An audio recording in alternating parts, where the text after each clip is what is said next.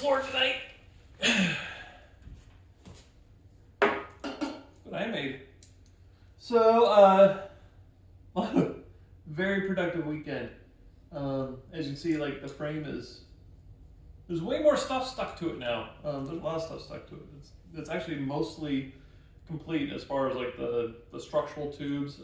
There's still a bunch of like tabs for body work and stuff like that that has to get welded to it. But that means I need to have the body work basically done so I can like hold it up to it to figure out where my mounts are gonna go and weld those in. So the big rush is to get the frame done so the frame can sit around here and get nice and rusty, I guess, I don't know, for a long time. So yeah, still a lot of work to get done, but it feels good to have the frame mostly complete.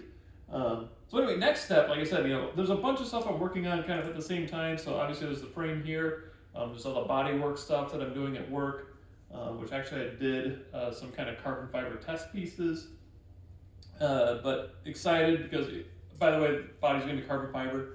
I need to get the molds made of that, and hopefully that will be in videos soon coming up over the next few weeks. But here at home, kind of the next step is to make the whole system a roller. So to do that, I need to get all of my suspension mounted.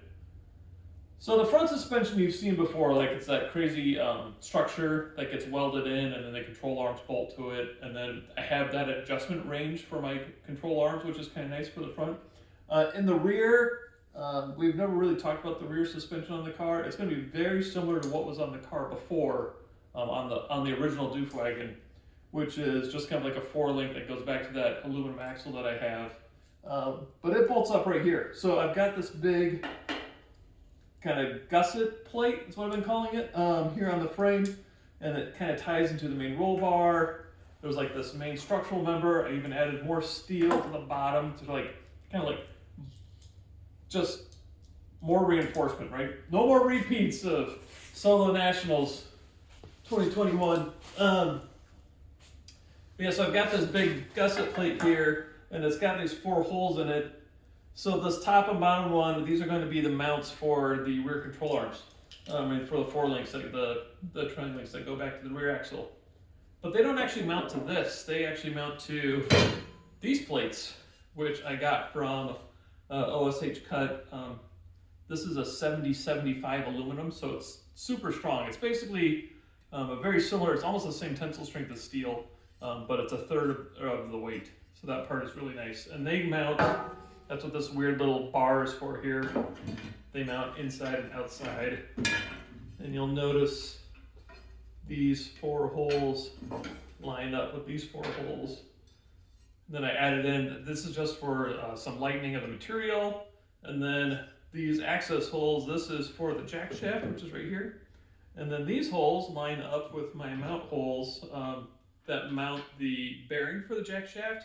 And it's large enough for me to put a socket all the way through it. So I can put a socket on an impact.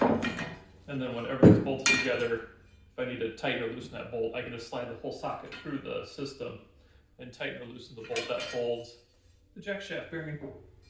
So trying to be forward thinking a little bit about what access needs to happen and make sure that I can get room for everything. But anyway, these will get mounted here on the side, and then bolts will go all the way through the 4 things. So upper trailing link, lower trailing link, and then these are just some extra reinforcement that go in front, and we also have to have some protection from the chain. So that will be there as protection from the chain, but it will go through everything, and there will be spacers that kind of like hold everything in the same thing. So these outside plates get tied to this inside plate, get tied to the frame, and hopefully this whole contraption is like the way to hook up the trailing links. And then the spring's going to be a really simple, it is set up as pull rod, I believe. It's set up as pull rod. So one of these points will be, I believe this lower point is the pivot point for the rocker. And then there's a little spring mount that comes on here. So there'll be a rocker that lives outside of this aluminum plate. And that rocker squishes the spring. So I've got some other cool stuff. Like I had these cut when I had all the steel cut from Send Cut Send. So like That's just like an extra little gusset. So I need to get that ground down to fit around the well, but that'll basically get tacked in right there, just to help support, because that load's gonna be pushing on the spring. So anyway, that is the next step, is getting all the suspension basically attached to the car. And then once that is done, then the car can be sitting on its suspension. So I need to get the rear control arms modified. Rear axle pretty much stays exactly the way it was last year. The whole front setup is a totally different setup, so I need to basically disassemble the front control arms and cut out some parts from the steel control arms up there and get those cut. But still lots of work to do.